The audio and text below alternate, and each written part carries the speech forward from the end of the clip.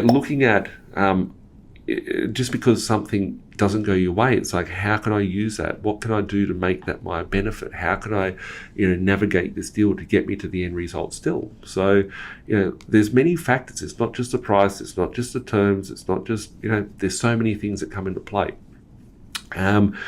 Understanding neuro-linguistic programming is very important. So NLP, if you're familiar with it, great. If you're not, go and understand how it works. But basically, you need to understand, the drivers. You want to understand the body language, right? I've been at auctions beforehand where I've seen these first home buyers, right? And I've seen, like, back in the day, like, there was auctions that I used to go to, maybe about 2010, 2011. Every week or every fortnight I'd go out, there'd be like 10, 20 properties getting auctioned off by the state. Auctions, they were in auction rooms, they were in the pub or wherever, and they would auction off 10, 20 properties at a time. And I would go there and I'm like, I'm getting these properties. And some people would pay like stupid money, way over the price.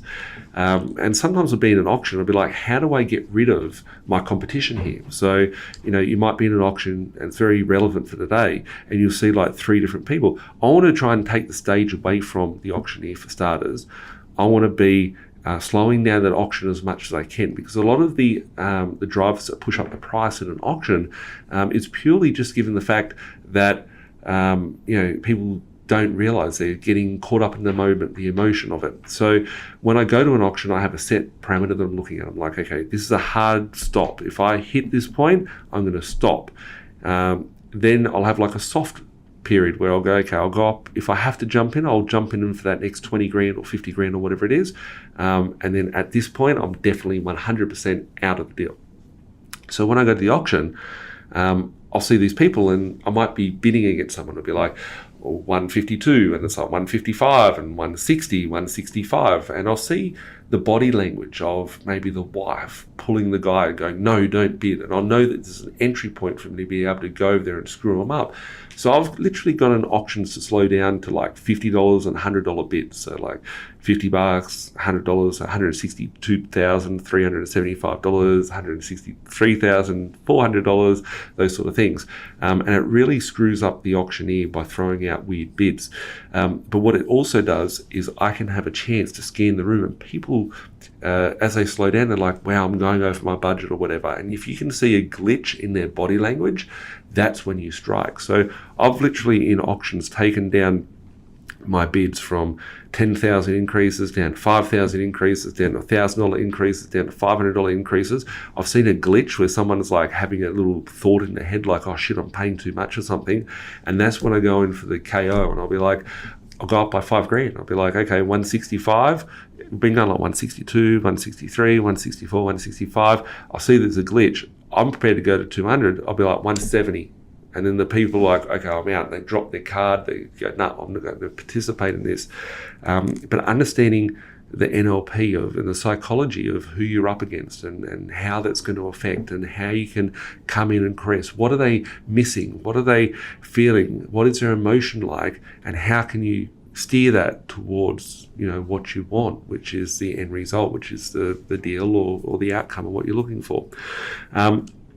Mirroring. So I think this is something I can do well in a negotiation. So if you were dealing with someone, let's say I wore a suit and tie every day and I've got a tie on and whatnot, and you've got a tradie there, and the tradie's like, oh, fuck yeah, mate, fucking yeah, whatever. If I'm sitting there speaking words that are too big or, outside of that conversation, I'm not going to fit in. There's not going to be the rapport there. So understanding the rapport that's required in a negotiation, people will do business with people that they like. They know you, they like you, they trust you, they'll want to do business with you. If you can't get the person to have good rapport with you, you can't get the person to like you, you're going to have a hard time negotiating with them. So mirroring, if someone's taken a certain body language or a certain action type or certain sort of talking style, you want to try and mirror that. You want to try and common grounds, common things that you can work towards, so that people actually start to go, okay, this is my mate. I want to help my mate out. And it's like, shit, you're not really my mate, right? So it's like, it's understanding the psychology of it, jumping in and mirroring the situation so you can be there present and as the agent, working with the agent, getting the outcome. And I think a lot of people, that's what I was going back with beforehand by saying, if you make it personal, you've crushed any hopes of mirroring a conversation. You've crushed the rapport. If you're against someone, you don't have good rapport with them. So you want to maintain the integrity of that relationship by having good rapport and a good, mirroring and a good, language, body language, tone, how those words come out are very, very important. If you're abrupt, if you're rude, it does have a big impact, and people don't, resonate with that. So, you want to understand who you're negotiating with. So, how you're leading the conversation as well. So when you're in a negotiation, I see it so often if someone's got a child and the kid's like no, and they're chucking a tantrum and they're like, this is what it's going to be, and it's like, shit, you really need to take control of the situation and be a parent because you're not leading. In negotiation, I see so many times where people don't lead. You need to lead the negotiation. You need to, I do things called assumptive closing in my negotiation. So, for example, the offer isn't accepted. There might be 5 other people. I'll be sitting there going, hey, Mr. Real Estate Agent, here's my offer. I can make it happen at this. And quite often I use a third party. So as I'm negotiating for my investors, I'll be using them as a source, right? I'll try and build my rapport to the real estate agent. Like, let's get this done. You want to make a deal. I want to make a deal. I've got it. It's all done. All we need to do is just this one little final hurdle of the price. The buyer, unfortunately, they love the property. They want to do it. They'll be in here tomorrow. If they could get the extra 10 grand, they'd be here straight away. However, they can't get that 10 grand. And, I'm trying everything I can here. I know we've got the greatest buyer in the world. We just need to get this price done. What can we do? And then in the talks of the negotiation, I'll be with the real estate agent saying, hey, can you please send me your bank account details so I can send you the deposit? Can you send over the contract so we can sign it now? Sometimes the real estate agents will pick up on that and they'll say, hey, Nathan, the deal's not done. We haven't got a deal yet. But probably 80% of the time, they'll be like, okay, what's your email address? I'll send you the contract. That is leading us towards, once the agent is walking down a path like they've already sold the property to you, they start rejecting the other parties that are around you. So you want to have them and lead them to your result. If you're not leading the conversation, they're leading. They're like, there's 5 other buyers here, you're screwed. You want to try and take that power back into your hands and be able to lead the conversation yourself to get the result you're looking at. Ultimately, you don't want to be caught up in emotion. You don't want to be able to, have every cent and penny shaken out of you from the deal. So you need to, not get emotional, but B, work in line to get that result you're looking for, and leading that conversation to a successful sale or result to yourself is the ultimate.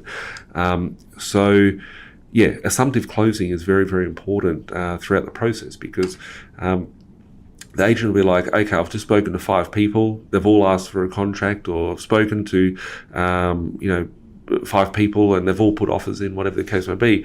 But being the one that says, hey, I want your bank details, I'm sending you the deposit now, it's sort of, taking and removing. It's like saying, hey, those other buyers, don't worry, they haven't given you the deposit yet. I'm giving you the deposit. We've got a deal.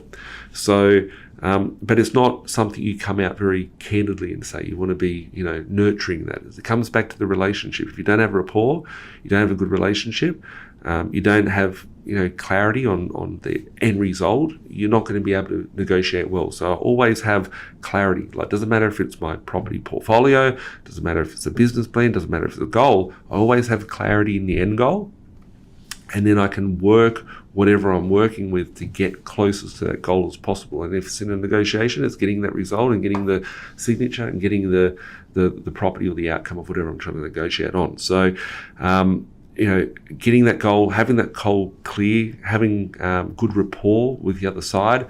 If you look at hostage negotiators, I actually saw this ad recently for hostage negotiators trying to sell sales training. It's like an FBI agent selling sales training. And it's like a hostage negotiation every day. Like, they're trying to build rapport. They're trying to be like, it's okay, brother. It's okay, buddy. I understand how you feel. Let's sit down and talk about it.